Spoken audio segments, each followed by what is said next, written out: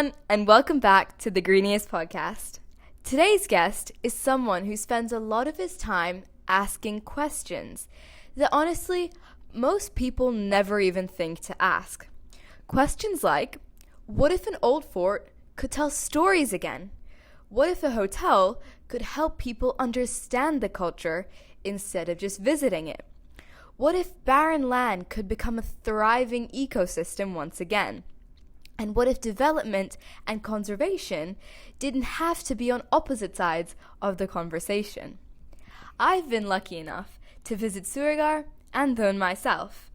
And what always strikes me is that none of these places feel accidental. They feel imagined. They feel thought about. They feel dreamt up. You may have recently seen my guest in the documentary Finding Harmony, where he speaks about the relationship between people, place, the environment, and the future we're creating every day. Today, we're talking about heritage, regeneration, storytelling, communities, and why sometimes the boldest thing you can do is look at a place a little bit differently. Joining me today on The Greenius is entrepreneur, conservationist, and founder of the MRS Group, Mr. Manvendra Singh. How is Suryagarh? How's the weather? How's everything going? Suryagarh is good, and the weather is turning quite Yeah. hot, quite fast. Okay, yeah. How's it in Dubai? Oh, good. It's raining actually, so it's nice. Oh, nice. Unexpected, but it's nice. Where are you right now? I'm at Dhun at the moment. Okay, great. It worked out. Wonderful. So let's start at the very beginning for you. I'm excited to know, how did you first get into this whole mindset of conservation? Because you're very in this sort of space, and it's kind of, your entire work now. But there must have been, a kid behind it. Who was that person? How did they get there?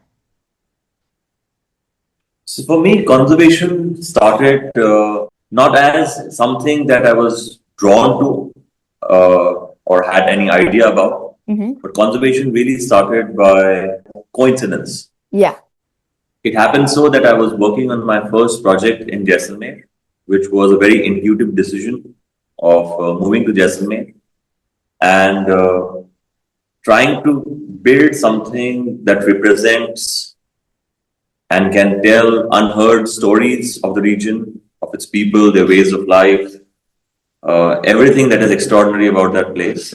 And in the process of that discovery of Jaisalmer itself and the people and their ways of life, I realized that all the conversations that were in fashion words, those people have been living their entire lives.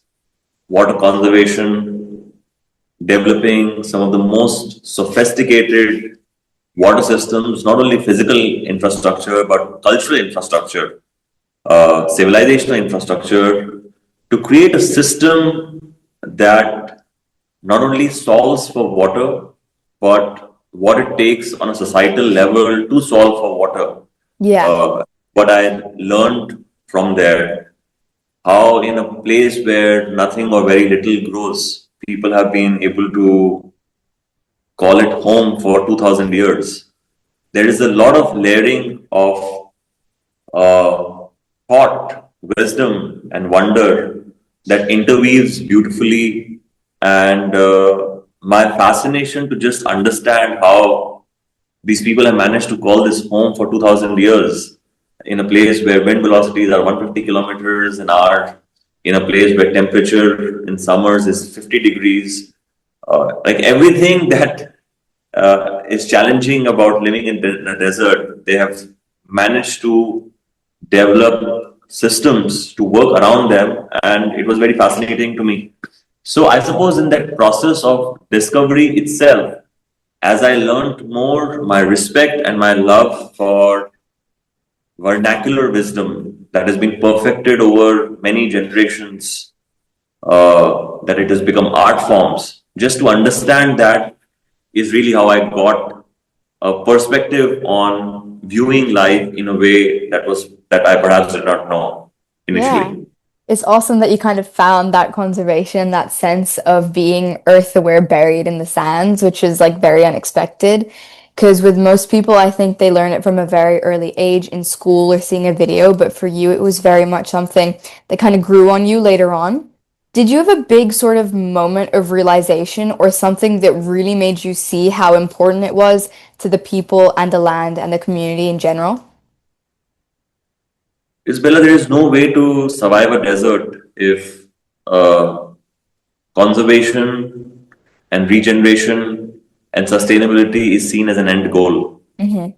Until this is in the very DNA Yeah, of how society organizes itself, yeah, the until it is ingrained in the DNA of every social contract, it's just not possible to achieve that outcome. So for me, there was not a eureka moment.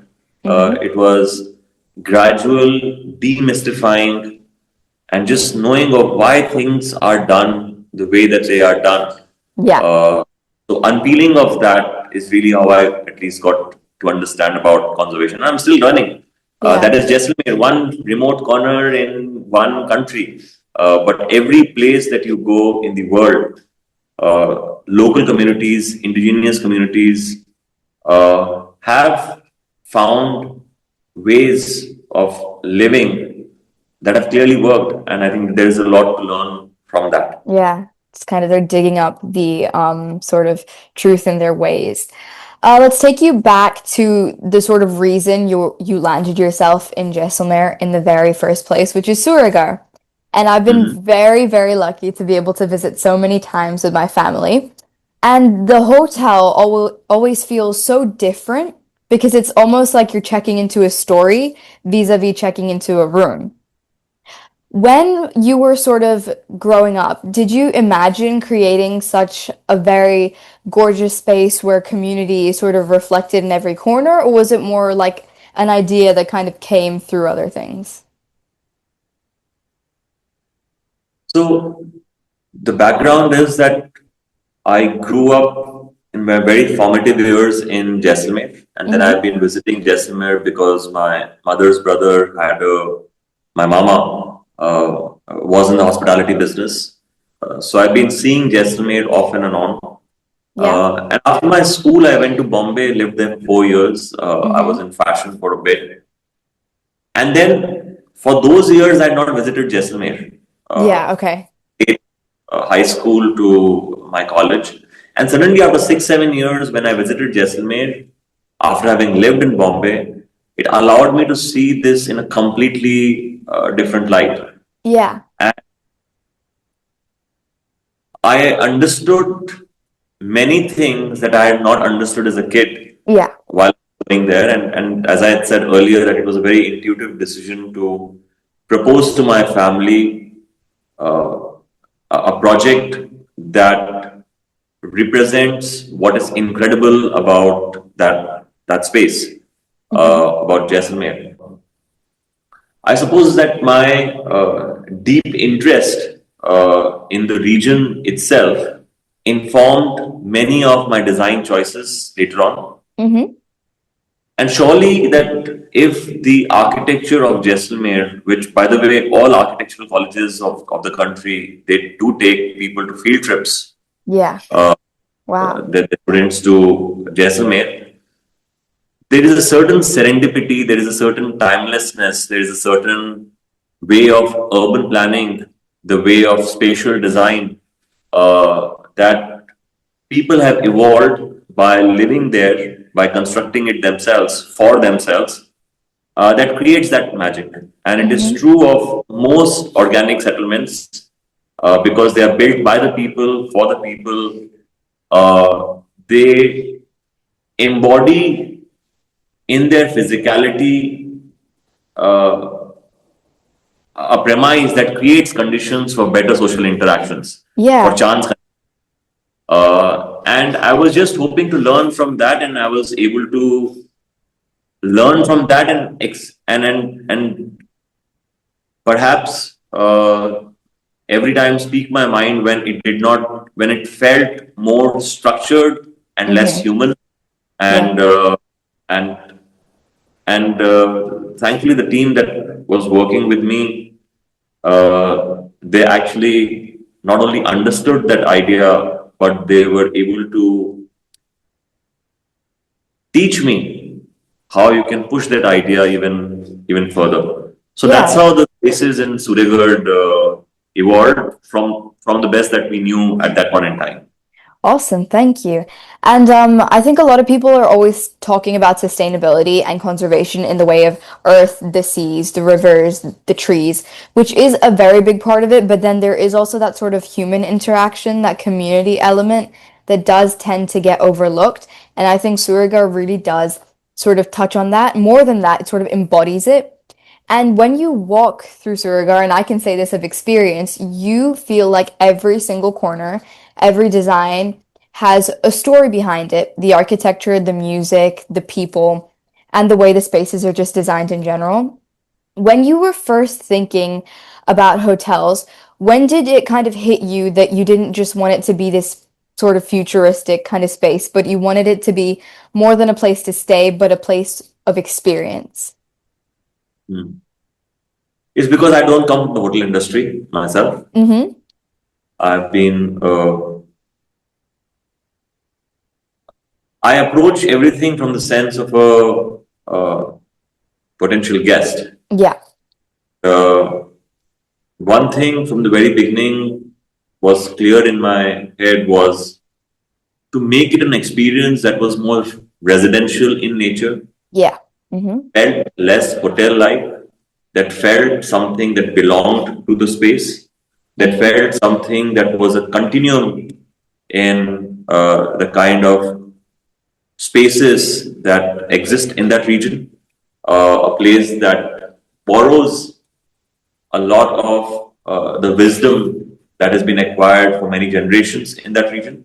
Yeah. And when you subtotal that and when you are present in situ while this is being built, then that is a natural outcome. Mm-hmm. Yeah. Anyone, if you were, even as a teenager, if you were to build a space for yourself, Mm-hmm.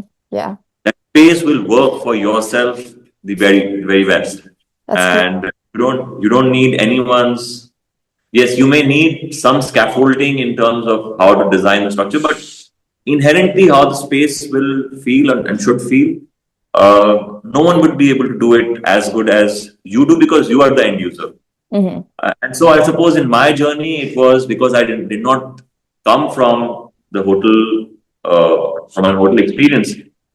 My point of references was just getting a lot of people to the space and understanding Yeah. how they felt in the space and then being very agile and changing it uh, to some universal truths that everyone said that this is how they feel. There is a certain scale of courtyard. There are enough references when if you just put the hat that I want to essentially design it with the guest as top priority, then answers emerge gradually. Mm-hmm. But Yeah. I also have to say that I also lucked out with the kind of people I was able to bring on board from the very beginning, and that helped a lot. Yeah. Having said all that, we have all collectively made a lot of mistakes, and till date we are Yeah. correcting because that I suppose is the nature of any project. Mm-hmm. That Yeah. Yeah, and it's kind of the nature of the world right now. It's kind of the gradual mistakes, but obviously you need to learn from them. And you made Suryagarh, and it kind of feels like it's risen out of the sands itself. Like it's always been there. It's kind of this piece of Jaisalmer itself that was never actually truly made. It was just there all the time, which is a really great way for it to be. Is there a certain element that you're most proud of that you've really worked on? You're kind of like, now you look at it and you're like, yeah, I did that. Yeah, I think that what I'm most proud of is the kind of people I was able to get Yeah. to build this out. Mm-hmm. And I'm actually quite proud of the fact that these people were in their own way delightful eccentrics. Yeah, okay. And I was able to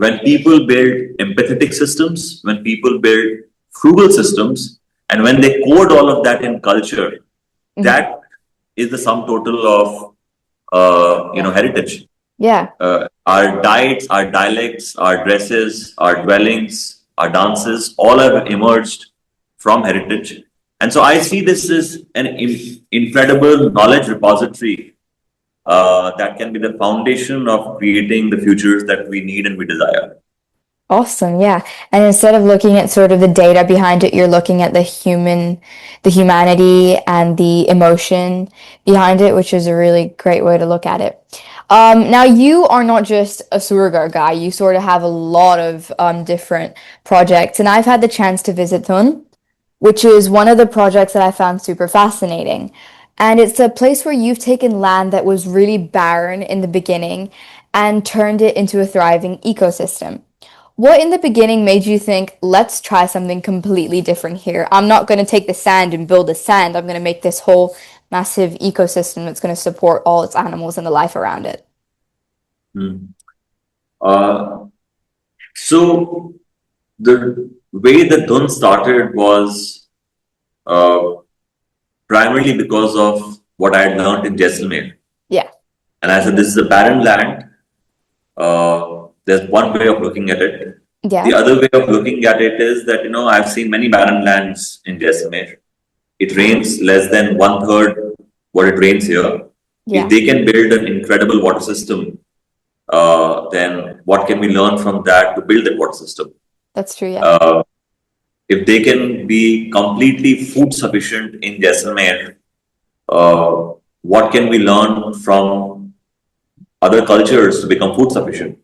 So it was just solving for the first principle, the solving things on first principles that anyone would solve for when they are building a new community or neighborhood. And that's how really it started. So in a way, it was nothing new. Yeah. That's been the default playbook of humanity for as long as we know it.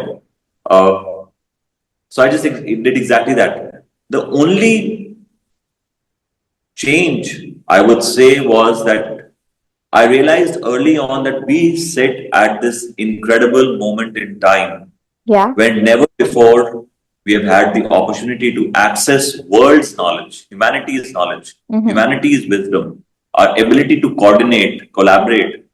We have never had that moment in time before. That's true, yeah.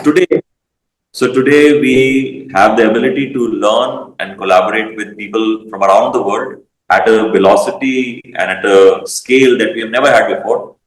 So if I'm thinking about architecture, suddenly what they did in 17th century Iran is very relevant to me. Yeah, okay. Because suddenly what they are doing 21st century in precision agriculture is very relevant to me. What the Japanese scientist Miyawaki did in Japan to plant native forest, it becomes very relevant to me. So this idea of synthesizing ancestral intelligence with augmented intelligence, with nature's intelligence, with the tools of technology that are available today, we started building this out. Yeah, awesome. Thank you. And for someone my age, hearing about a 500-acre ecosystem being restored, it sounds amazing, colossal, and almost like a giant science project at times. What, in your opinion, is the most exciting thing there? What's something that really makes you go, oh my God, guys, this is honestly mind-blowing? What is mind-blowing is that we often overestimate what we have done for a place. Yeah. And we underestimate what the land does on its own.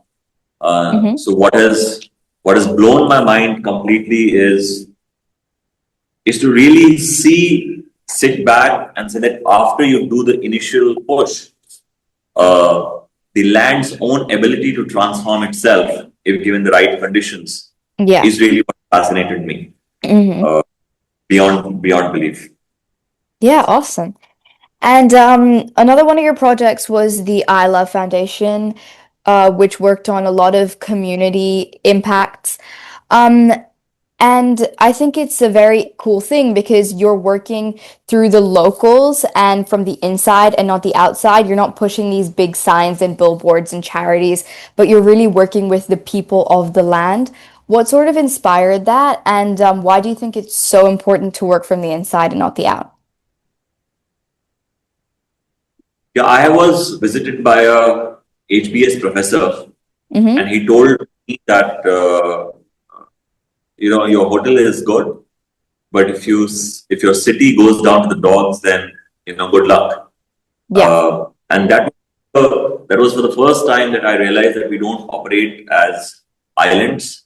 We are all part of a connected ecosystem, Yeah. and then we do not play our part to strengthen that ecosystem that we are drawing from, and not make that relationship symbiotic as opposed to it being parasitic.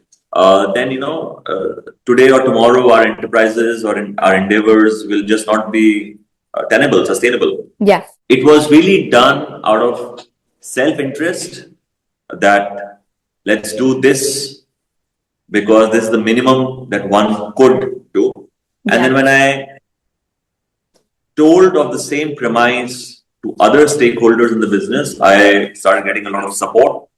And then we took on projects that were good for the city and which would increase the overall of size of pie rather than us having to fight for pieces of a small pie. Yeah. And really started by seeing the tourism ecosystem. But Mm-hmm. soon you realize that we are connected. There is an ecological ecosystem. There is a cultural ecosystem that we are all part of, and every person who's drawing from the ecosystem, if they come together to strengthen that ecosystem, it becomes a regenerative, virtuous cycle. Yeah. Otherwise, it's a journey down the drain. Awesome, thank you. And you spoke a lot about that sort of circle of being, which is super important because you need to remember, and that's what sustainability is all about, that it's not just you, you're looking at the bigger picture at all times.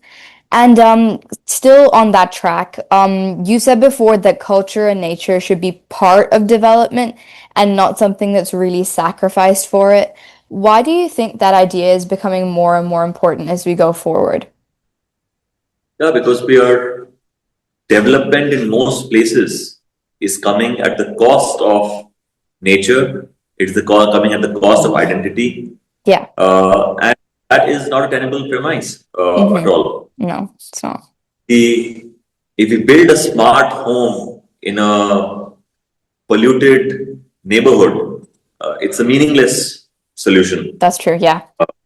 And if we build a smart city in outdated environments, it's just a bad solution.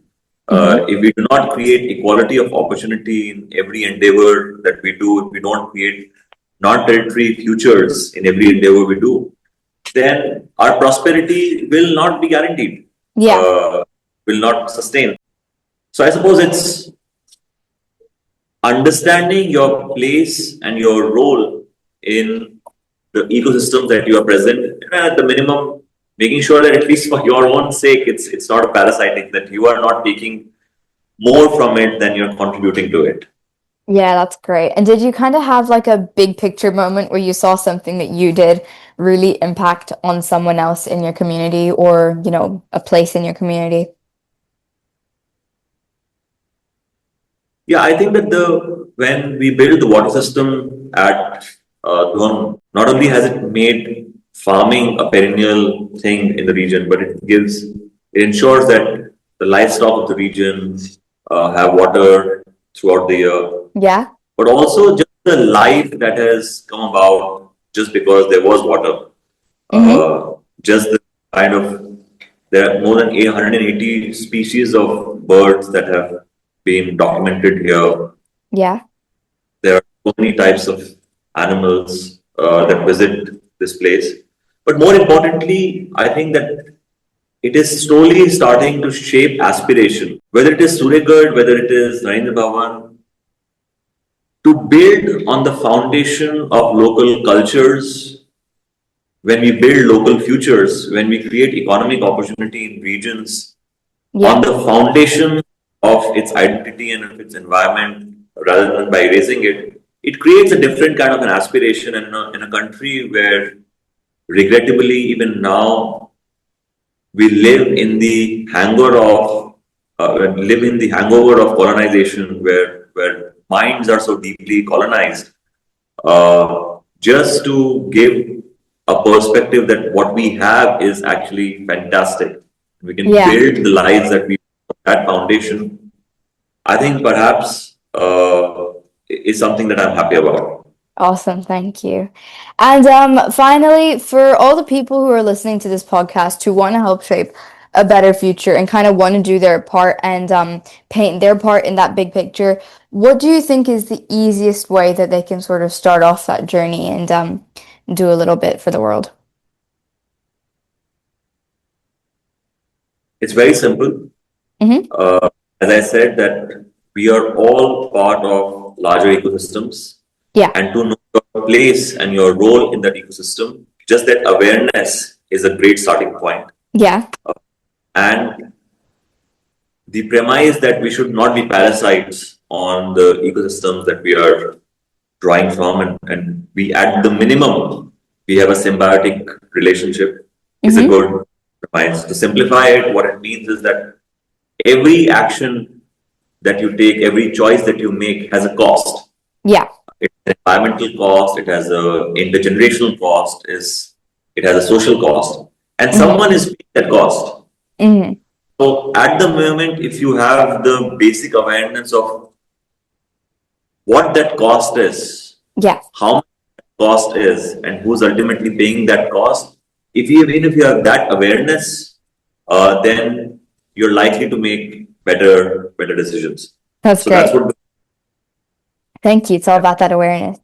Well, now we're going to do my favorite part, which is the rapid fire. So I'll ask you a question and you just give me like the first answer that comes to mind. Let's start. Desert sunrise or desert sunset? Sunrise. Suryagarh courtyard or Dhun forest walk? Forest walk. Nice. What's one word that describes Rajasthan? Memory. A smell that reminds you of Suryagarh? Spring flowers. Awesome. Tea, coffee, or camel ride? I don't drink either tea or coffee. It's camel ride. Okay. What's one place in India that everyone should experience at least once? Ladakh. One place in the world that everyone should experience at least once? Ladakh. Heritage or innovation? Both. Awesome. What's one small habit that really helps the planet? Knowing what your impact on it is. Awesome. What's a book that everyone should read? I don't read books. Oh, okay. And what gives you hope for the future? But there's one book that I read, which was the Yuval Noah Harari's series. Yeah. That's a great book. Okay, great. And what gives you hope for the future? People like yourself. Oh, awesome. Thank you so much for that. And thank you for this episode. This has been great. And, we've learned so much. Thank you. Thank you, Bella. Shukriya, Uncle Manvendra, for joining me on the Greenius podcast. One of my favorite things about this conversation that it wasn't really just about hotels, or sustainability, or even conservation. It was about possibility. It was about seeing this shining potential where others might see really dull problems. Whether that's a forgotten building, a struggling ecosystem, a city that needs care, or a community that deserves a big investment. I think what makes your work so interesting is that it reminds us that creating a better future isn't always about inventing something brand new. Sometimes it's about rediscovering what already exists and finding better ways to take care of it. Thank you for sharing your stories, your ideas, and your vision with us today. And to everyone listening, stay curious, stay kind, and keep exploring. I'll catch you on the green side.